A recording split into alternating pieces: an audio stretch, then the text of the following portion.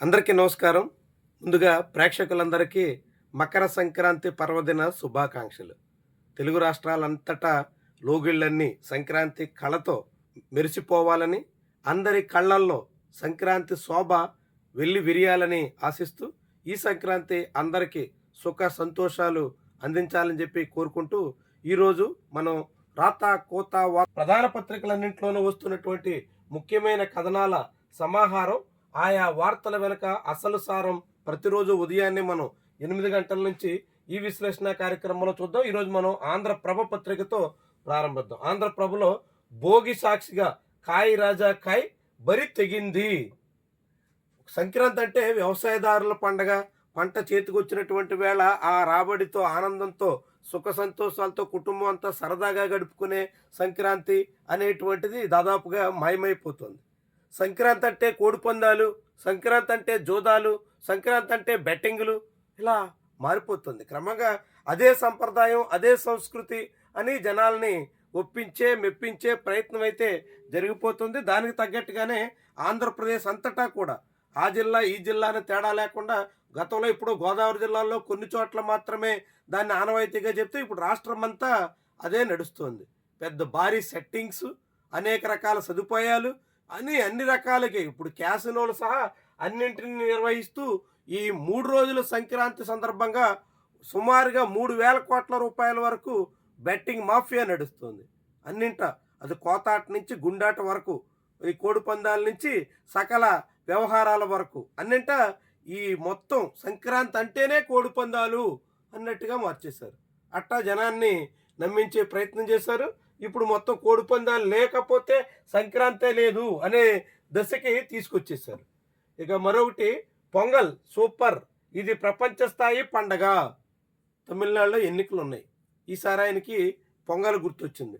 తమిళనాడు మంత్రి ఇంట సంక్రాంతి, అదే పొంగల్ అని వాళ్ళు పిలుస్తారు, ఆ పొంగల్ వేడుకలకి ప్రధానమంత్రి హాజరయ్యారు. ఏ రాష్ట్రంలో ఎన్నికలుంటే ఆ రాష్ట్ర సంబంధించినటువంటి కార్యకలాపాల్లో పాల్గొనడం, ఆ రాష్ట్ర ప్రజల్లో తాను ఒక్కడని చెప్పుకోవడం, ఆ రాష్ట్ర ఉత్సవాలకి ముఖ్య అతిథిగా హాజరు కావడం, ఇది ఒక పొలిటికల్ గేమ్ అన్నట్టు. ప్రధానమంత్రి ఆ రీతిన మరి ఒకసారి ఏదో ఒక రాష్ట్రానికి సంబంధించినటువంటి కార్యక్రమంలో పాల్గొన్నారంటే జనం ఓహో మన సంస్కృతిని గౌరవించారు అనుకుంటారు. ప్రతిసారి ఎక్కడ రాష్ట్ర ఎన్నికలుంటే ఆ రాష్ట్ర ఎన్నికలకు తగ్గట్టుగా వ్యవహరించేటువంటి ధోరణే ఎబ్బెట్టుగా ఉంటుంది. ఇదే ప్రధానమంత్రి ఉగాది వేడుకలకు హాజరయ్యారు 2024లో. 25లో ఏమయ్యారు అంటే ఎన్నికలుంటే మాత్రమే ఆయనకి ఆయా రాష్ట్రాల పండగలు, ప్రజలు, అక్కడి సంస్కృతులు, ఆచారాలు, సంప్రదాయాలు అన్నీ గుర్తొస్తాయి అని అనుకునే రీతిలో మోదీ తీరు ఉంటుంది. మిగిలినటువంటి కథనాల్లో పల్లెసీమలు కలకల్లాడాలి. నారావారిపల్లెలో భోగి వేడుకల్లో కుటుంబ సభ్యులతో కలిసి పాల్గొన్న ముఖ్యమంత్రి చంద్రబాబు నాయుడు అనే కథనాన్ని ఇక్కడ చూడొచ్చు. భక్త జనకోటి పవిత్ర స్నానాలు, ప్రయాగ్రాజ్, హరిద్వార్లో జనసంద్రం, పశ్చిమ బెంగాల్ గంగాసాగర్కు పోటెత్తిన ప్రజలు, దేశ ప్రజలకు ప్రధాని సంక్రాంతి శుభాకాంక్షలు అనే కథనాన్ని ఇక్కడ మనం చూడొచ్చు. అంతరిక్షానికి అభివృద్ధి మెట్లు, స్పేస్ సిటీస్, రక్షణ, స్పేస్, ఏరోస్పేస్ రంగాలపై ప్రభుత్వం ఫోకస్, తిరుపతి కేంద్రంగా స్పేస్ సిటీకి ప్రణాళిక, శ్రీహరికోటలో 3వ రాకెట్ ప్రయోగ కేంద్రం పూర్తికి కార్యాచరణ, ఏరోస్పేస్ తయారీ కేంద్రంగా సత్యసాయి జిల్లా. మన ప్రణాళికలు చాలా ఘనంగా ఉంటాయి, మన పనులు చాలా నామమాత్రంగా ఉంటాయి. చంద్రబాబు చాలా చెప్తుంటారు. ఎప్పుడు అమరావతిలో 2015లోనే బుల్లెట్ ట్రైన్ వస్తుంది, ఇంకా హైపర్ లూప్ వస్తుంది, చాలా విషయాలు అప్పటి వరకు మనం వినని మాటలు కూడా చెప్తూ ఉంటారు. ఏకంగా ఆంధ్రప్రదేశ్కి సీ ప్లేన్ వచ్చేస్తుంది అంటూ 2017 నుంచి చెప్తూనే వస్తున్నారు. ఇలా మన ప్రణాళికలు ఎక్కడో ఉంటాయి, మన అడుగులే అంతంత మాత్రంగా తప్పటడుగుల్లా సాగుతూ ఉంటాయి. నిజానికి అత్యంత పటిష్టంగా ఉండాల్సింది ప్రణాళిక కన్నా ఆచరణ. ఆచరణ బలంగా ఉంటే ప్రణాళికకు తగ్గట్టుగా ముందుకెళ్ళిపోతాం. ప్రణాళిక ఘనంగా వేసి ఆచరణ లేకపోతే ఎందుకు కాకుండా ఉంటాం. ఇప్పుడు అమరావతి మాదిరిగా ఏమవుతుందో తెలియని సందిగ్ధంలో పడతాం. అలాంటి పరిస్థితిలో ఆంధ్రప్రదేశ్లో ఉంది. ఇప్పుడు ఏరోస్పేస్, స్పేస్ టెక్నాలజీ, ఇంకేదో తిరుపతిని స్పేస్ సిటీ, సత్యసాయి జిల్లాని స్పేస్ సెంటర్, ఇలా రకరకాల పేర్లు, పథకాలు, మాటలు, అనేక రకాల కథనాలు ఇవన్నీ మనం వింటున్నాం, చూస్తున్నాం. ఇవి ఏవైతే చూద్దాం. ఇరాన్ ఓ శవాగారం, మార్చురి వద్ద శవాల కోసం వెతుకులాట, అనేక బ్యాగుల్లో మృతదేహాలు, బంధువుల ఆర్తనాదాలు, 12,000 మందికి పైగా మరణాలు, ఉరికంబానికి చేరువలో ఇరాన్ నిరసనకారుడు అనేటువంటి కథనాలు, ఇవన్నీ నిజానికి ఇరాన్లో ఏం జరుగుతోంది అన్న దాని మీద అక్కడ పూర్తి స్థాయి స్పష్టత లేదు. ఇరాన్లో జరుగుతున్నటువంటి వ్యవహారాలకు సంబంధించి అక్కడ ఇంటర్నెట్ లేదు, మొబైల్ లేదు, ఎటువంటివి లేకుండా ప్రభుత్వం పూర్తిగా అణచివేసే ప్రయత్నంలో ఉంది. ఇరానీల గొంతు అక్కడ ప్రభుత్వం ఖమేనీ ప్రభుత్వం నొక్కేస్తోంది. అయితే అక్కడ ఏం జరుగుతుందన్నది అమెరికా అందిస్తున్నటువంటి సమాచారం, అమెరికన్ మీడియాలో వస్తున్నటువంటి రాతలు మనకు చేరుతున్నాయి. అక్కడ ఏదో 12,000 మందిని చంపేసినట్టు, మొత్తం ఇరాన్ వీధులన్నీ రక్తంతో తడిసిపోయినట్టు ఇలాంటి రాతలన్నీ వస్తున్నాయి. ఏం జరుగుతుందన్నది మాత్రం పూర్తి స్థాయిలో స్పష్టత లేదు. ఇవన్నీ పత్రికలు అయితే వస్తున్నాయి. ఇదంతా అమెరికన్ మీడియా రాతలు, అమెరికా అనుకూలమైనటువంటి కథనాలు. అమెరికా ఇరాన్ మధ్య వైరం అయితే ముదురుతుంది. రాగల కొన్ని గంటల్లోనే నేరుగా అమెరికా ఇరాన్ మీద దాడి చేస్తుంది అనే అంచనాలు ఉన్నాయి. యుద్ధం వాతావరణం అయితే ముదురుతోంది. పీపీపీతోనే ఉత్తమ వైద్యం, వైద్యారోగ్య రంగంలో విస్తృత సేవలకు అదే అత్యుత్తమ సాధనం. న్యూక్లియర్ మెడిసిన్, సంచార వైద్యశాలలు, దంత వైద్యశాలలు, రేడియాలజీ సేవలు, క్యాన్సర్ డే కేర్ సెంటర్ల అభివృద్ధికి అదే అనువు. చూడండి ఏం చెప్తున్నారు వీళ్ళు. మెడిసిన్, న్యూక్లియర్ మెడిసిన్, సంచార వైద్యశాలలు, దంత వైద్యశాలలు ఇలాంటి వాటిలో పీపీపీని ప్రవేశపెట్టండి. అది పీపీపీ ద్వారా మాత్రమే అభివృద్ధి అవుతాయి అని చెప్తున్నారు. అంటే ప్రభుత్వం ఇంకా సేవలు చేయదు, ప్రభుత్వం అవసరం లేదు, ప్రభుత్వం పట్టించుకోదు, ప్రభుత్వమే అన్నీ చేయాల్సిన అవసరం లేదు. ఇక ప్రైవేటు వాళ్ళ దయాదాక్షిణ్యాల మీద, ప్రైవేటు వాళ్ళ కరుణా కటాక్షాల మీద సామాన్యుల ఆరోగ్యం ఆధారపడి ఉండాలి అని కేంద్రం చెప్తుంది. దీన్ని ఈనాడు పత్రిక ఎంత అందంగా, ఇది మొత్తం అన్నింటికీ పీపీపీనే, పీపీపీ తప్ప మరో పరిష్కారం లేదు అనేటువంటి రీతిలో ఎలా చిత్రీకరించిందో చూడండి. అభివృద్ధి కోసమే పీపీపీ. 20% వరకు విజిఎఫ్ ప్రకటించిన కేంద్రం, వేగంగా స్పందించిన రాష్ట్రం, 1,15,000 కోట్ల రూపాయల విలువైన 270 ప్రాజెక్టులు ప్రతిపాదన. కేంద్ర పైప్ లైన్లో నమోదైన ప్రాజెక్టులో 30% మనమే, దరిదాపుల్లో లేని మిగతా రాష్ట్రాలు. అంటే పీపీపీలో చంద్రబాబుని మించిన వాళ్ళు లేరు. చంద్రబాబు చాలా వేగంగా స్పందిస్తున్నారు. అన్ని ప్రైవేటు వాళ్ళకి అప్పగిచ్చి చేతులు దులుపుకునే పనిలో ఉన్నారు. ఈనాడు రాతల సారం. ప్రభుత్వమే చేయాల్సినటువంటి పనులని, ప్రభుత్వమే కల్పించాల్సినటువంటి సదుపాయాల్ని ప్రభుత్వం కల్పించకుండా, ప్రభుత్వం బాధ్యత లేదన్నట్టుగా ప్రభుత్వం చేతులెత్తేసి పీపీపీ పేరుతో ప్రైవేటు వాళ్ళకి అప్పగిచ్చి ప్రజల్ని పీడించమని ప్రైవేటు వాళ్ళ చేతుల్లో పెట్టేసే పని సాగుతోంది అన్నట్టు. ఇందులో చంద్రబాబు చాలా గనుడు, అందరికంటే ముందుగా ఉన్నారు, చాలా దూరం వెళ్ళారు, మిగిలిన రాష్ట్రాలు దరిదాపుల్లో కూడా లేవు అనేటువంటి రీతిలో ఈనాడు రాసినటువంటి ఈ కథనం చూస్తే ప్రజలకి ఎట్టా టోపీ పెడుతున్నారో, పీపీపీఏ మొత్తం అన్నట్టుగా ఎలా సూత్రీకరిస్తున్నారో చూడండి. ఒకప్పుడు గ్లోబలైజేషన్ మొత్తం ప్రైవేటైజేషన్ చేసేస్తేనే అంతా మేలు అన్నట్టుగా చెప్పుకొచ్చారు. ఇప్పుడు అదే అమెరికాలో గ్లోబలైజేషన్ లేదు, మా దేశంలో ఎవరైనా రావాలంటే మా పర్మిషన్ ఉండాలి, ఏ వస్తువైనా దిగుమతి కావాలంటే టారిఫ్ వేయాలి అని వాళ్లే గోడలు కట్టేస్తున్నారు. కానీ ఇండియాలో మాత్రం ఇంకా ప్రైవేటీకరణ అనేటువంటి రీతిలో కేంద్ర ప్రభుత్వం, రాష్ట్ర ప్రభుత్వం కలిసి మొత్తం ప్రజలను ఎత్తిన టోపీ పెట్టే ప్రయత్నం జరుగుతుంది. ఇంకా మిగిలినటువంటి కథనాలు చూస్తే అండగా నేనున్నా అంటూ నారా లోకేష్ నిన్న నారావారిపల్లిలో అక్కడ వచ్చినటువంటి జనాలతో మాట్లాడుతున్నటువంటి ప్రజా దర్బార్ అనే పేరుతో చేసిన కార్యక్రమాన్ని ఇక్కడ చూడొచ్చు. నిధుల విడుదలలో జాప్యం, సంక్షేమానికి గ్రహణం, రాష్ట్ర వాటా చెల్లింపులోనూ ఆలస్యం, ఖాతాల్లోనే మురిగిపోతున్న నిధులు, కేంద్ర పథకాల అమల్లో అవస్థలు, ఈ ఆర్థిక సంవత్సరంలోనూ అదే పరిస్థితి, కేటాయింపుల్లో 8,000 కోట్ల లోటు, వ్యయంలోనూ వెనుకబాటు, ఖాతాల్లో మిగిలిపోయిన 6,252 కోట్లు. అత్తకు బుద్ధి చెప్పి కోడలు తెడ్డు నాకింది అని గతంలో ఒక ముతక నానుడు ఉండేది. చంద్రబాబు సర్కార్ తీరు అదే మాదిరి ఉంది. జగన్మోహన్ రెడ్డి హయాంలో కేంద్ర ప్రభుత్వ పథకాలకు కేటాయించిన నిధులను కూడా ఆంధ్రప్రదేశ్ ఉపయోగించుకోలేకపోయింది. అది టీడీపీ నేతలు పదే చేసిన విమర్శ. మరి ఇప్పుడు ఇదేంటి? ఆంధ్రప్రభ పత్రికలో వచ్చినటువంటి ఈ కథనం సారాంశం ఏంటి? 6,252 కోట్ల రూపాయలు మురిగిపోతున్నాయి, నిధులు వినియోగించుకోలేకపోతున్నారు. కేంద్రం కేటాయించినప్పటికీ అందుకు తగ్గట్టుగా సెంట్రల్లీ స్పాన్సర్డ్ స్కీమ్స్లో రాష్ట్ర ప్రభుత్వం కూడా కొంత మొత్తం వాటా చెల్లించాల్సి ఉంటుంది. కాబట్టి రాష్ట్ర ప్రభుత్వం వాటా చెల్లించకపోవడం వల్ల కేంద్రం కేటాయించిన నిధులన్నీ వృధా అయిపోతున్నాయి. ఇది ఆంధ్రప్రభ పత్రిక రాసింది. వచ్చే ఏప్రిల్ తర్వాత నుంచి ఉపాధి హామీ పథకం కూడా అదే కాబోతుంది. ఎందుకంటే ఉపాధి హామీ పథకానికి కేంద్ర ప్రభుత్వం ఇచ్చే నిధులకి రాష్ట్ర ప్రభుత్వం కూడా సుమారు 4,000 కోట్ల రూపాయలు వెచ్చించాల. ఇప్పటికే ఉన్న పథకాలకే రాష్ట్ర ప్రభుత్వం ఖర్చు చేయటం లేదు.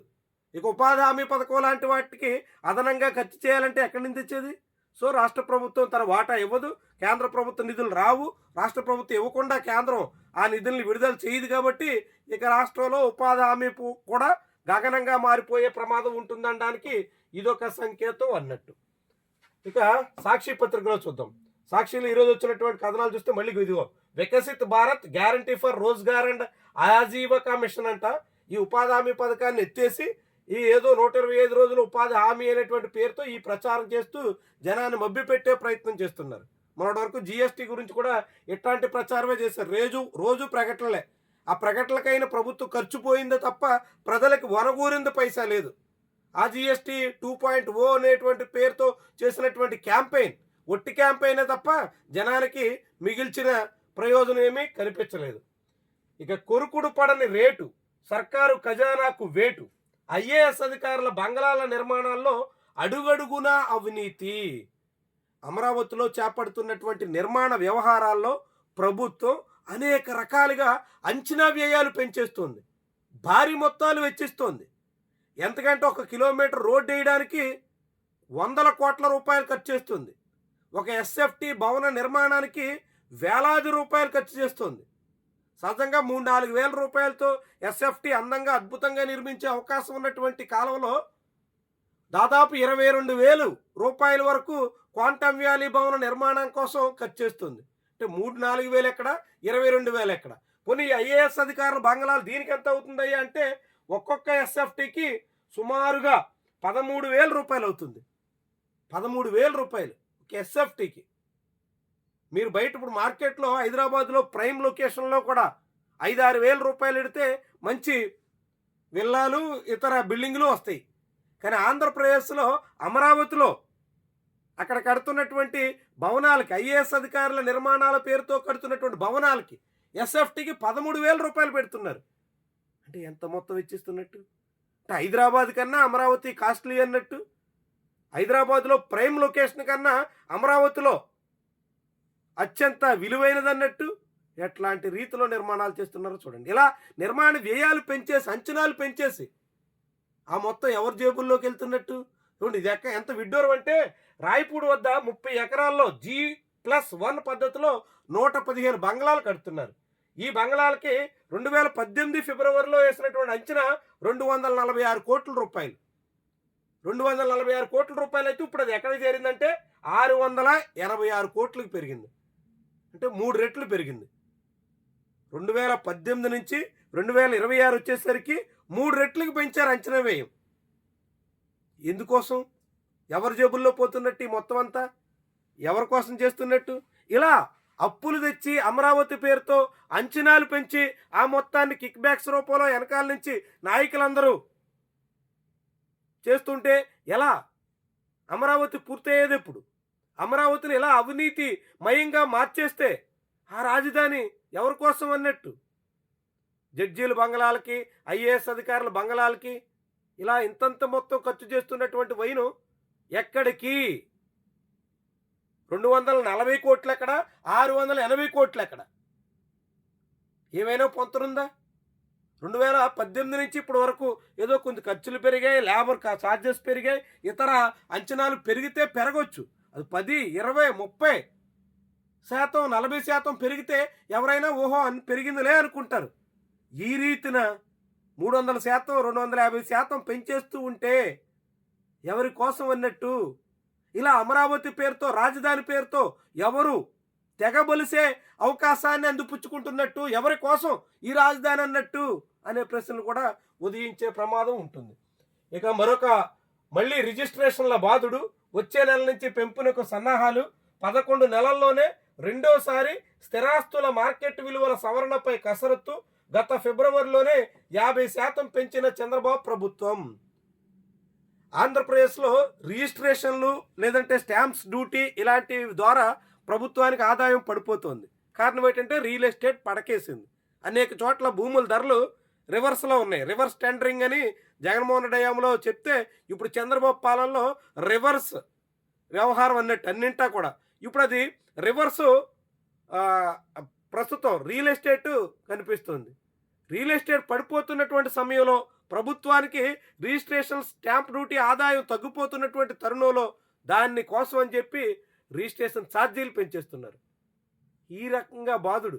నిన్ననే మనం మాట్లాడుకున్నాం. సంక్రాంతి పేరుతో జనాల మీద చంద్రబాబు బాధేస్తున్నారు. సంక్రాంతి జనాలకి సంబరం అయితే చంద్రబాబుకి ఆదాయం పెంచుకునే మార్గంగా మారింది అని మాట్లాడుకున్నాం. ఇదొకటి ఉదాహరణకి ఇప్పుడు మళ్ళీ వెంటనే ఇమీడియట్గా రిజిస్ట్రేషన్ల ఛార్జీలు మళ్ళీ పెంచేస్తున్నారు. రైతు ఇంట కానరాని సంక్రాంతి, ఊరు ఉసూరు, అన్నదాతలకు ప్రతి అడుగులోనూ బాబు సర్కారు దగా. ఇది నిన్న ప్రజాశక్తి పత్రికలో వచ్చింది, మనం మాట్లాడుకున్నాం. ఈరోజు సాక్షి రాసింది.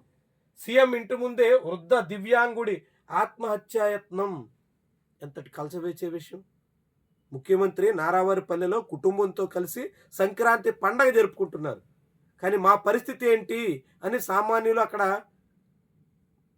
చాలా తీవ్రంగా కలత చెందుతున్నారు. ఆ క్రమంలోనే ఒక దివ్యాంగుడు తన బాధ చెప్పుకునే దానికి ముఖ్యమంత్రి దగ్గరికి వస్తే ఆయన్ని కలిసే అవకాశం రాకపోవడంతో పురుగుల మందు తాగి ఆయన ప్రాణం మీదకి తెచ్చుకున్నారు. ప్రస్తుతం ఆయన తిరుపతి రుయాలో చికిత్స పొందుతున్నారు. కోలుకోవాలని భావిద్దాం. అదే చిత్తూరు జిల్లాకు చెందిన రాజయ్యపల్లికి చెందినటువంటి ఈ రైతు తన భూమి ఆక్రమించారు, తనకు న్యాయం చేయండి అని విన్నవించుకోవడానికి వచ్చాడు. కానీ అక్కడ సీఎంని కలిసే అవకాశం ఇవ్వకపోవడంతో ఉన్న పలంగా పురుగుల మందు తాగి తను వెంట తెచ్చుకున్నటువంటి పురుగుల మందుతో ఆత్మహత్యాయత్నం చేశాడు. అలాంటి పరిస్థితి. ఒకవైపు ఏమో ముఖ్యమంత్రి కుటుంబం సంతోషంతో సరదాగా సంక్రాంతి సంబరాలు చేసుకుంటుంది. ఆ ముఖ్యమంత్రిని కలిసేదానికి వచ్చినటువంటి సాధారణ రైతు ప్రాణాల మీదకి తెచ్చుకున్నాడు. ఎలాంటి పరిస్థితి ఉందో ఆలోచించండి. ఇక బాబు పీపీపీపై బగ్గుమన్న భోగిమంట. రాష్ట్ర వ్యాప్తంగా వైఎస్ఆర్సీపీ నిరసనలు. పండుగలోనూ బాబు సర్కారు క్రెడిట్ చోరీ. కోనసీమ విశిష్ట కీర్తి ప్రభలను వదలని వైనం. ప్రభల తీర్థానికి పెట్టింది పేరు కొత్తపేట జగ్గన్న తోట. రాష్ట్ర పండగ ఇచ్చినట్టుగా హంగామా. వైఎస్ఆర్సీపీ ప్రభుత్వ హయాంలోనే అసలైన ప్రాధాన్యం. 2023లో ఢిల్లీ గణతంత్ర దినోత్సవ పెరేడ్లో చోటు. అంతర్జాతీయ స్థాయికి జగ్గన్న తోట ప్రభల తీర్థం విశిష్టత. వాస్తవమే, వైఎస్ఆర్సీపీ హయాంలో ప్రభల తీర్థం సంబంధించినటువంటి పరేడ్లో శకటం రూపొందించారు. కానీ రాష్ట్ర హోదా వైఎస్ఆర్సీపీ హయాంలో ఇవ్వలేదు కదా, టీడీపీ హయాంలోనే ఇచ్చారు. దానికి తగ్గట్టుగా ఏర్పాట్లు చేస్తున్నారు. బాగా జరగాలని, ప్రభల తీర్థం సక్సెస్ఫుల్గా సాగాలని కోరుకుందాం. ఇక వైద్య సేవల విస్తరణకు పీపీపీయే మేలు. ప్రజల దగ్గర నుంచి గుంజుకోవడమే మేలు, దోపిడీ చేయడమే మేలు, జనాల్ని ముంచడమే మేలు, అనారోగ్యంతో ఉన్నటువంటి వాళ్ళని అధికంగా పీడించడమే మేలు. ఇలా చెప్పొచ్చు కదా. పేరు పీపీపీ, కానీ దాని అసలు అర్థం ఏంటంటే పబ్లిక్ నుంచి భారీగా గుంజుకోవడం, ప్రజల నుంచి భారీగా దోచేయడం, జనాలు దోచేయడమే మేలు అని ప్రభుత్వాలు చెప్తున్నాయి, పత్రికలు వంత పాడుతున్నాయి. చూడండి ఎంత విడ్డూరంగా ఉందో. ప్రజల్ని సామాన్యుడు అనారోగ్య సమస్యతో ఆసుపత్రి దగ్గరికి వెళ్తే అది ఆసుపత్రి ప్రైవేటు వాళ్ళ చేతుల్లో ఉంటే ఆ ప్రైవేటు వాళ్ళకి వాళ్ళు అడిగినంత సమర్పించుకోకపోతే వైద్యం అందదు, ప్రాణం పోతుంది. ఇలాంటి పరిస్థితుల్లో రోగుల నుంచి గుంజుకోవడమే మేలు అనే దానికి పీపీపీ మేలు అని పెడుతున్నారు. దీన్ని మనం గుంజుకోవడమే మేలు, దోచేయడమే మేలు, దగా చేయడమే మేలు, జనాల ఆరోగ్యంతో ఆటలాడుకోవడమే మేలు అని చదువుకోవచ్చు. ఎందుకంటే అసలు అర్థం అదే, వాళ్ళు చెప్పే అసలు భావన అదే. జనాల్ని దోచుకోవడం మేలు అని చెప్తున్నారు. అంటే కోట్లు. తొలి రోజే 300 కోట్ల రూపాయలకు పైగా పందాలు ఓ రీతిన, ఓ మోస్తరుగా, ఒక స్థాయిలో సాగుతున్నాయి అన్నట్టు. ఏకంగా చూడండి, ఇందులో నూజివీడులో కారవాన్లో క్యాసినో క్రీడలు. క్యాసినో పేరు వినుంటారు. ఇదే క్యాసినో చుట్టూ చాలా పెద్ద రచ్చ, పెద్ద రాద్ధాంతం నడిచింది. వైఎస్ జగన్మోహన్ రెడ్డి ముఖ్యమంత్రిగా ఉన్న కాలంలో ఆనాటి మంత్రి కొడాలి నాని గుడివాడలో క్యాసినో ఏర్పాటు చేశారు అని చాలా పెద్ద వివాదమైంది అన్నట్టు.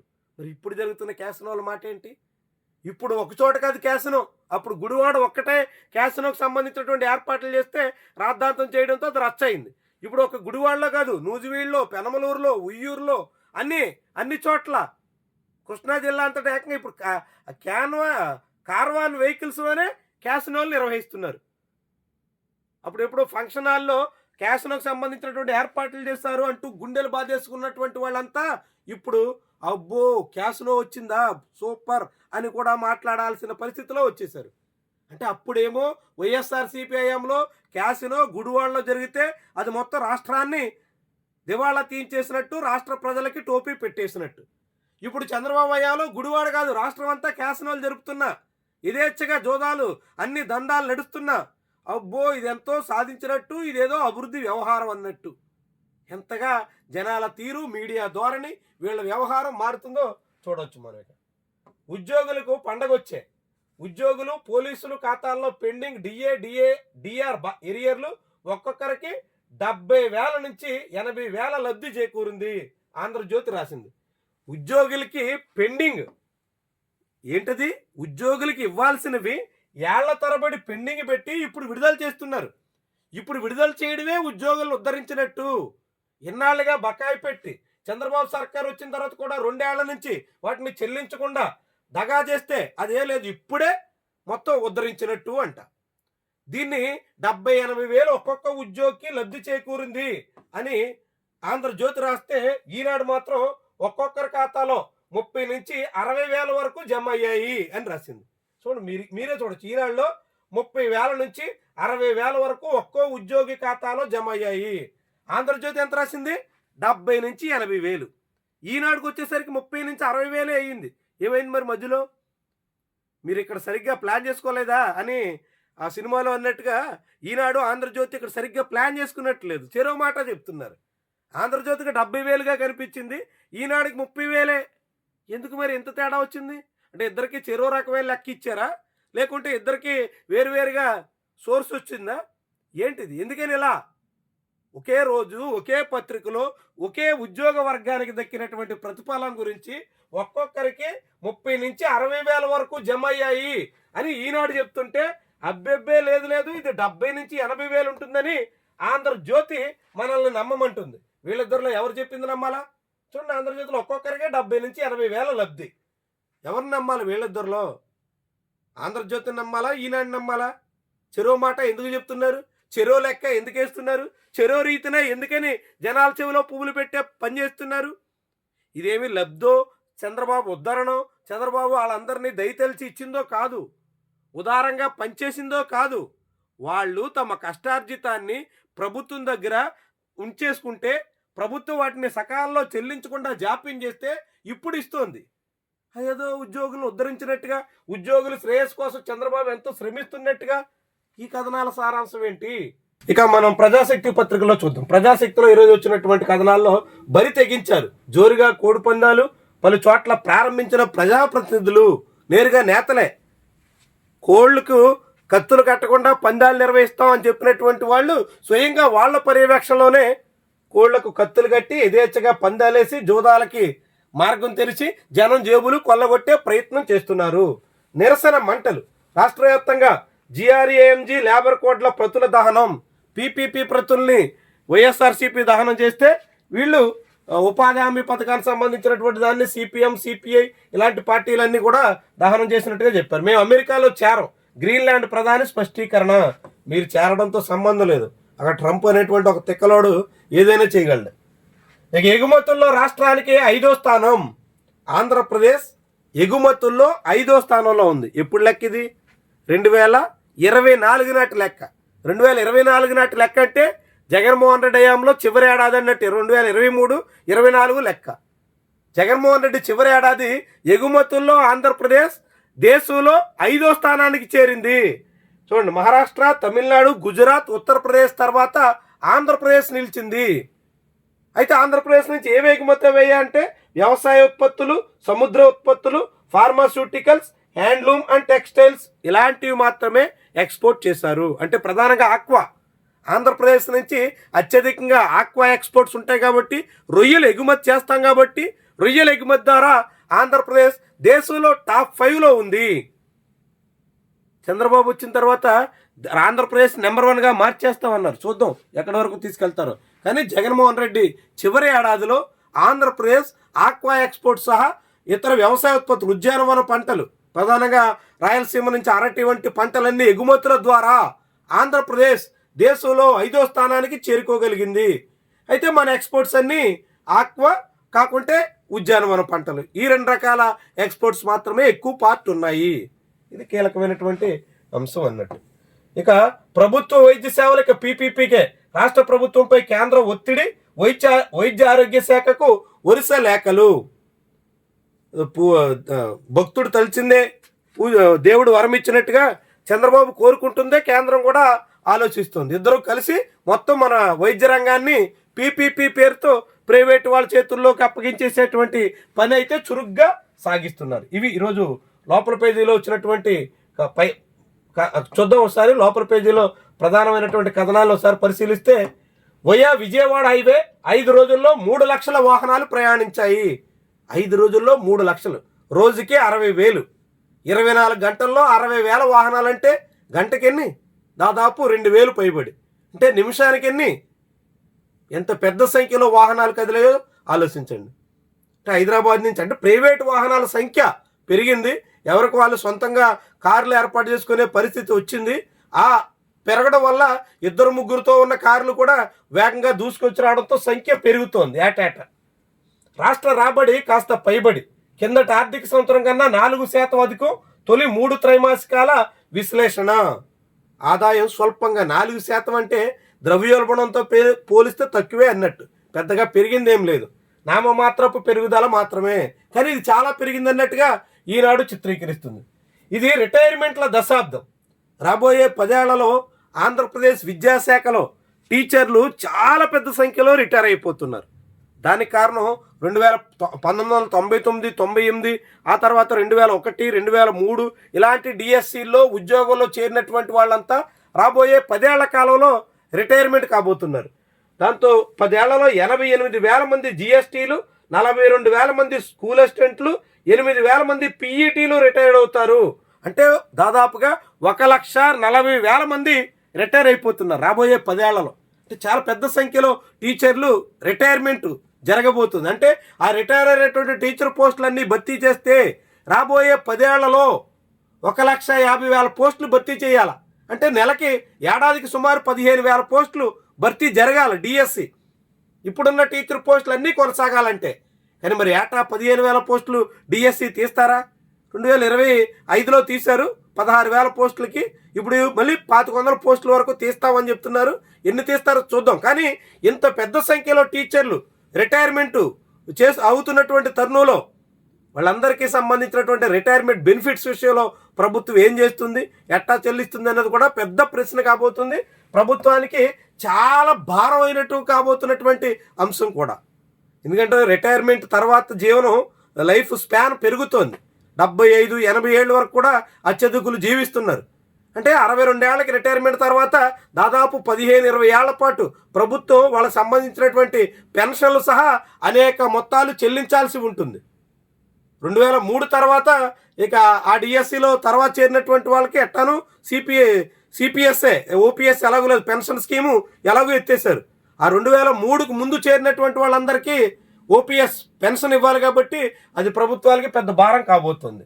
భౌగోళిక ఆర్థిక ఘర్షణలు ప్రపంచానికి అతిపెద్ద సమస్య కాబోతున్నాయి. World economic forum latest report. ప్రపంచంలో ఇప్పుడు పరిస్థితులు మారిపోతున్నాయి, భౌగోళిక ఘర్షణలు పెరుగుతున్నాయి. ఇప్పుడు ఇరాన్ మీద అమెరికా యుద్ధానికి దిగితే ఇప్పటికే అనేక రకాల యుద్ధాలు ప్రపంచవ్యాప్తంగా సాగుతున్నాయి. ఇలాంటివన్నీ ప్రపంచానికి పెను ముప్పు తీసుకొచ్చే పరిస్థితి ఉంది.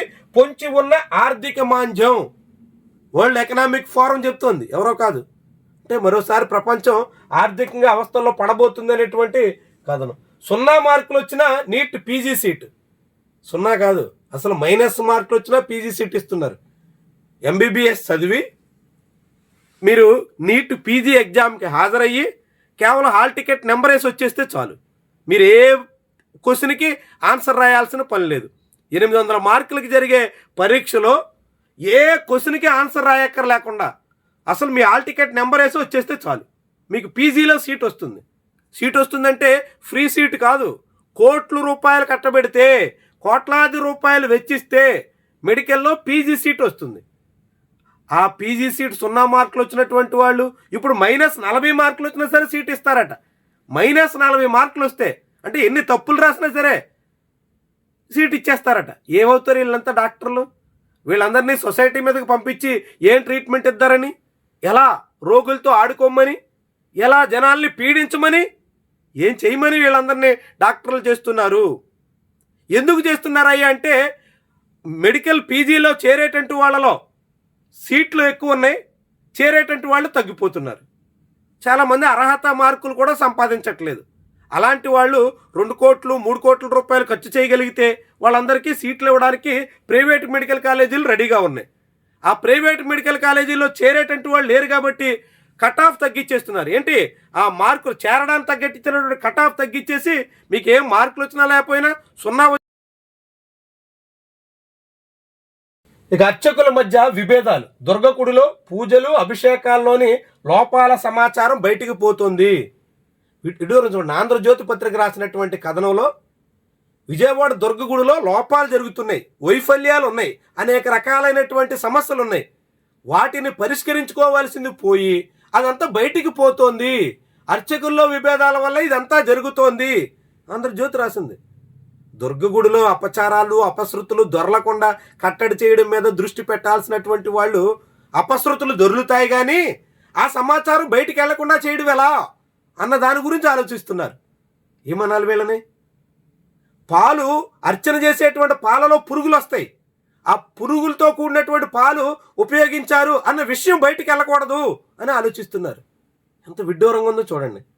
సమస్య రాకుండా చూద్దాం అనేటువంటి ఆలోచన లేదు, సమస్య వచ్చినా విషయం బయటకు పొక్కకూడదు అనేటువంటి రీతిలో ఆలోచిస్తున్నారంటే ఏమనాలా? 30% మంది రైతులకు అందని ఉల్లి పరిహారం. కర్నూలు నంద్యాల జిల్లాల్లో ఉల్లి సాగుదారులను ఆదుకుంటామని ప్రభుత్వం వాళ్ళందరికీ నష్టపరిహారం ఇస్తామని ప్రకటించి 200 మందికి ఇచ్చి 30% మందికి ఎగనామం పెట్టేసింది. భార్య వలపు వల, భర్త వీడియో రికార్డింగ్. కరీంనగర్లో ఓ దంపతుల గలీజు దందా. అర్ధనగ్న ఫోటోలు వీడియోలతో ఇన్స్టాగ్రామ్లో భార్య ఎరవేస్తుంది. ఇన్స్టాగ్రామ్లో ఉన్నటువంటి ఫాలోవర్లని ఆమె ఎరవేస్తుంది. ఆమె అనేక రకాలుగా అర్ధనగ్నంగా అందరినీ ఆకట్టుకునే రీతిలో ప్రయత్నం చేస్తుంది. వలపు వల విసురుతుంది.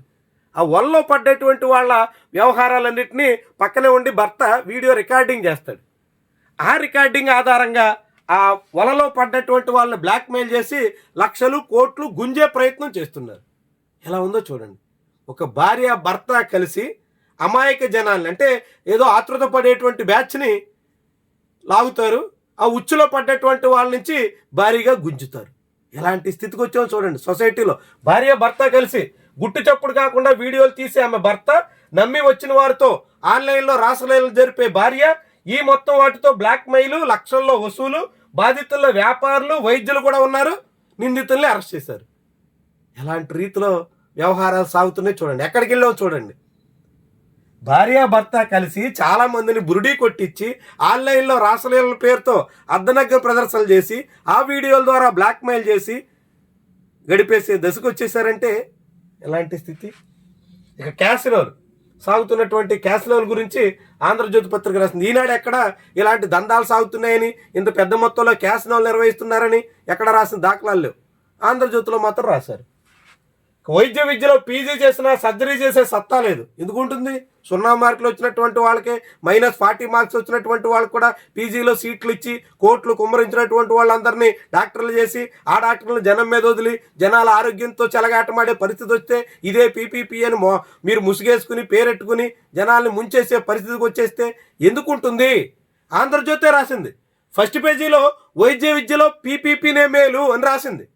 కానీ అదే ఆంధ్రజ్యోతి లోపల పేజీలో ఏమి రాస్తుంది అంటే ఇప్పుడు పీజీ చేసిన వైద్యుల్లో సర్జరీ చేసే సత్తా రావటం లేదు. ఎందుకు వస్తుంది? సర్జరీ చేయాలంటే వాళ్ళు మెరిట్లో చదవాలా. పీపీపీ పేరుతో సీట్లు అమ్ముకుంటే ఆ సీట్లు కొనుగోలు చేసి ఎంబీబీఎస్ ఆ సీట్ కొనుగోలు చేసి పీజీ చేస్తే ఆ పీజీ చేసినటువంటి వాడికి స్కిల్ ఎక్కడొస్తుంది? స్కిల్ రావాలంటే వాళ్ళు కష్టపడాలా, వైద్య విద్యలో నేర్చుకోవాలా, అనేక రకాల టెక్నాలజీని అలవాటు చేసుకోవాలా, వాటనుగుణంగా వాళ్ళు ఎదగాల. ఇప్పుడు అదేంలే, కోట్లుంటే చాలు డాక్టర్లు అవుతారు, తెల్ల కోట్ వేసుకుని జనాల దగ్గర కోట్లు గుంజేస్తారు. ఇదే జరుగుతుంది ఇప్పుడు. అందుకే ఎవరికి ఏది రాదు. శస్త్రచికిత్స చేయాలంటే తమకే నమ్మకం లేదంటున్న 50% మంది డాక్టర్లు చూడండి. డేటా 50% మందికి ఒక సర్జరీ చేయాలంటే తమకే నమ్మకం లేదండి. అంటే డాక్టర్ మీద డాక్టర్కి నమ్మకం లేదు. ఇక జనాలు ఎలా నమ్మాలా? మద్యం కొనుగోలుదారుల జేబులకు చిల్లు, బాటిల్ ధర పెంపుతో 1390 కోట్ల రూపాయల ప్రభుత్వానికి ఆదాయం అని చెప్తున్నారు. ప్రభుత్వానికి 1390 కోట్ల రూపాయల ఆదాయం వస్తుందంటే జనం జేబుల్లోంచి నేరుగా కొల్లగొట్టేస్తున్నట్టే కదా. బాటిల్ దగ్గర 10 రూపాయల పేరుతో పెంచిన దానివల్ల 1390 కోట్లు మద్యం బాబుల మందు బాబుల సొమ్ము సర్కారు వారి జేబులోకి చేరబోతుంది. 1390 కోట్లు ఇది అధికారికంగా. ఇది కాకుండా ఇంకా లిక్కర్ సిండికేట్ నడిపే దందా చాలా పెద్దదే ఉంటుంది. విద్యార్థుల సంఖ్య ఎక్కడా తగ్గలేదు. నిన్న మనం మాట్లాడుకున్నాం, సాక్షి పత్రికలో బ్యానర్ ఐటమ్గా వచ్చింది. జగన్మోహన్ రెడ్డి హయాంలో 87 లక్షల మంది ఉన్నటువంటి రాష్ట్రంలో విద్యార్థులు ఒక్కసారిగా 18 లక్షల మంది తగ్గిపోయారు అని వచ్చింది. అదేంటి అంతమంది ఎలా తగ్గిపోయారు, ఏమయ్యారు అని మనం కూడా మాట్లాడుకున్నాం. అయితే ఆంధ్రప్రదేశ్ రాష్ట్ర పాఠశాలల విద్యాశాఖ ఇచ్చినటువంటి విషయంలో అంతమంది తగ్గలేదు అంటుంది. కానీ తగ్గలేదు అని రాశారు, కానీ తగ్గారు. ఎంతకు తగ్గారయ్యా అంటే 87,000 నుంచి అది మొత్తంగా 87 లక్షల నుంచి 84 లక్షలకి తగ్గారు. అంటే 3 లక్షలు తగ్గారు. సాక్షి రాసిన దాంట్లో కొంత వాస్తవం ఉంది. దాన్ని 18 లక్షలని చేసి ఎగ్జాగరేట్ చేశారు, కానీ కొద్ది మేరకైతే వాస్తవం. 87 లక్షల మంది 2023-24లో ఆంధ్రప్రదేశ్లో వివిధ పాఠశాలలో చదువుతుంటే అది 2024-25కి వచ్చేసరికి 84 లక్షలకు మాత్రమే పరిమితమయ్యింది. అంటే ఆంధ్రప్రదేశ్లో విద్యార్థులు దాదాపు 3 లక్షల మంది పైబడి తగ్గిపోయారు.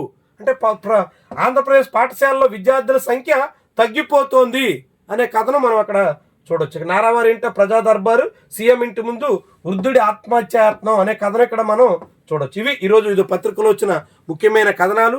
ఆ కథనాల వెనక అసలు కథలు, వార్తల వెనక వాస్తవాలు. ప్రతిరోజు ఇదే రీతిలో రాత కూత వాత పేరుతో మనం విశ్లేషణ చేస్తున్నాం.